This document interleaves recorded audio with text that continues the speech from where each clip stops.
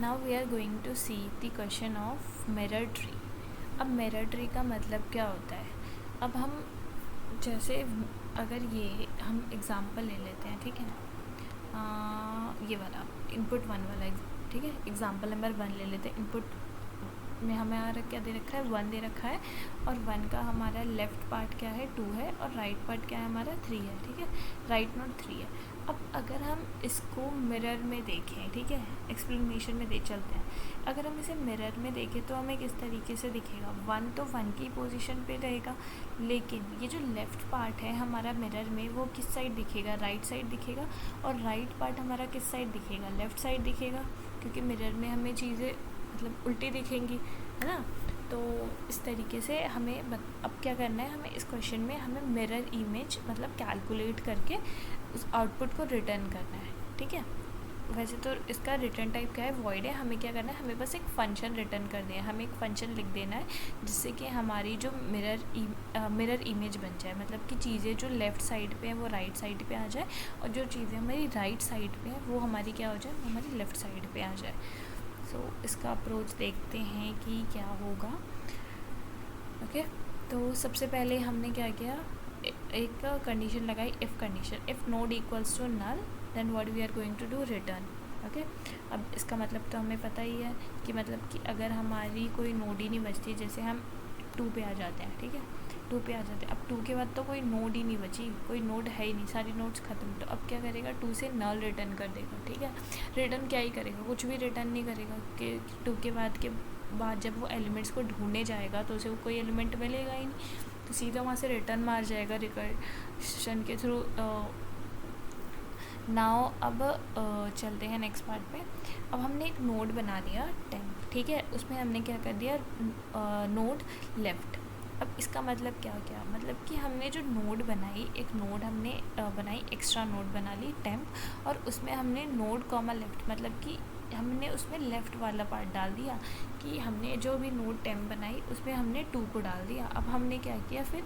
Node left equals to node right कर दिया, मतलब कि ये नोड जो लेफ़्ट साइड थी उसको हमने उसको किसके इक्वल कर दिया? Right side. बेसिकली स्वैपिंग का फंडा हमने यूज़ किया है कि हमने एक टेम्पररी वेरिएबल बनाया जिसमें हमने लेफ़्ट पार्ट को स्टोर कर लिया।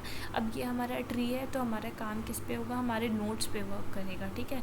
तो हमने एक नोड टेम्प बनाया, ठीक है, नोड बनाया हमने टेम्प, एंड उस नोड में हमने उस लेफ़्ट वाली नोड को अपना स्टोर कर दिया। उसके बाद हमने क्या किया? लेफ़्ट वाली नोड को और राइट वाली नोड को स्वैप करा दिया, मतलब कि ठीक है। उसके बाद और हमने फिर क्या किया? जो राइट वाली नोड है उसको हमने इक्वल कर दिया टेम्प की। तो ये क्या है हमारा? ये हमारा एक स्वैपिंग कंडीशन है। जैसे हमें याद है स्वैपिंग इस तरीके से ही तो होती है। अगर हमें किसी चीज़ को स्वैप करना है तो हम एक टेम्परेरी वेरिएबल बनाते हैं, फिर टेम्परेरी वेरिएबल में लेफ़्ट पार्ट को रखते हैं, फिर लेफ़्ट को राइट के इक्वल कर देते हैं, और राइट को टेम्परेरी वेरिएबल करते हैं। तो ये हमारा एक स्वैपिंग का कंसेप्ट हमने इसमें यूज़ किया है। और ये ट्री है तो इसलिए इसके साथ हमारा नोड का कंसेप्ट ही हो रहा है, क्योंकि ट्री में हमारे क्या होंगे? नोड्स ही तो होंगे। उसके बाद फिर हमने क्या किया? हमने एक रिकर्सिव कॉल मार दी कि मिरर, इस फंक्शन का नाम है मिरर, एंड नोड के लेफ़्ट पार्ट पे सेम वर्क करेगा और नोड का राइट पार्ट पे वर्क करेगा, ठीक है। अब ये नोड का लेफ़्ट पार्ट और नोड का राइट पार्ट क्या करेगा? नोड का लेफ़्ट पार्ट ये करेगा कि जो भी हमारी चीज़ें स्वैप होती जा रही हैं तो उसको मतलब कि लेफ़्ट पार्ट पे जाना और फिर उस पर सेम रिकर्सिवली काम करना, मतलब लेफ़्ट को राइट से स्वैप कराना, राइट को लेफ़्ट से स्वैप कराना। मतलब जैसे इसमें तो डेप्थ क्या ही है, इसमें तो ज़्यादा कुछ है नहीं, बट अब इसमें क्या होगा? जैसे कि अभी ये चले गया इस पार्ट पे, ठीक है, इस पार्ट पे इसने वर्क कर लिया, ठीक है, फिर इसको ये इस पार्ट पे जाके वर्क करेगा। तो इस तरीके से काम करना, ठीक है। रिकर्जन क्या करेगा? हमने क्या किया? हमने एक स्टेप का फंडा लिख दिया है कि ये हमारा पहला स्टेप है, पहला स्टेप इस तरीके से होगा, और हमने बाकी के जितने भी बचे हुए स्टेप है उसके लिए हमने रिकर्सिव कॉल मार दी कि अब जाओ इसको, जो हमने अप्रोच लिखी है कि हमने बता दिया कि पहला तरीका तो ये है, अब बाकी के तरीके तुम जाके रिकर्सिवली इसी तरीके से करके ले आओ उसका सल्यूशन।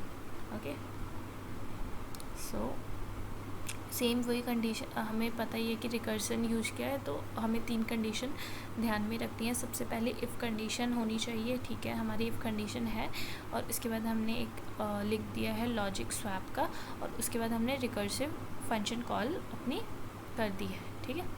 और इसके बाद हमने रिटर्न, अगर रिटर्न जैसे कि इसका टाइप वॉइड था, वॉइड टाइप है तो मतलब कि कुछ रिटर्न करने की ज़रूरत ही नहीं है। तो अगर हमारा वॉइड टाइप नहीं होता तो हम कुछ रिटर्न कर सकते हैं, जो भी हमारा टाइप होता, ठीक है।